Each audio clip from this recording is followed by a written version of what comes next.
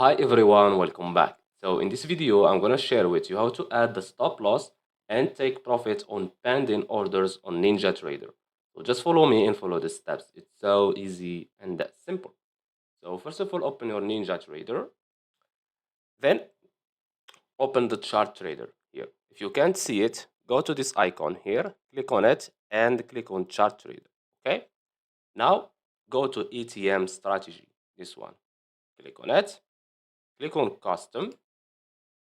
And now we have here the order quantity. This is how many contracts you want to buy or sell. Okay. So for me, I will keep it on one. Parameter type, I will choose here, for example, currency. You can choose whatever you want here. For me, I will choose currency.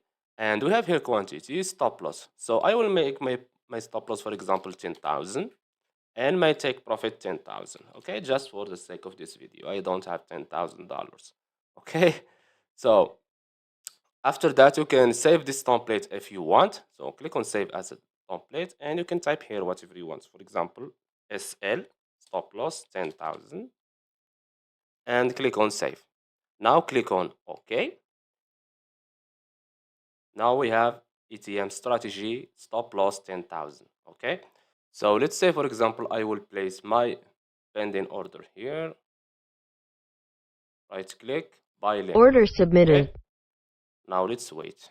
I will speed up this thing a little bit. Order filled. As you can see, we have here the take profit and we have here the stop loss. You can change it here to price if you want, like this. So Target filled. as you can see, we hit our take profit. So the idea is you have to place the ETM strategy before you place your pending order. Okay. So don't use none and place your pending order. That will not work. You have to choose your ATM strategy.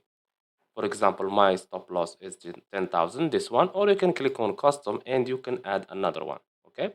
And that's it. So I hope you found this video helpful. Don't forget to give us a like and subscribe. Thanks for watching and see you on the next one.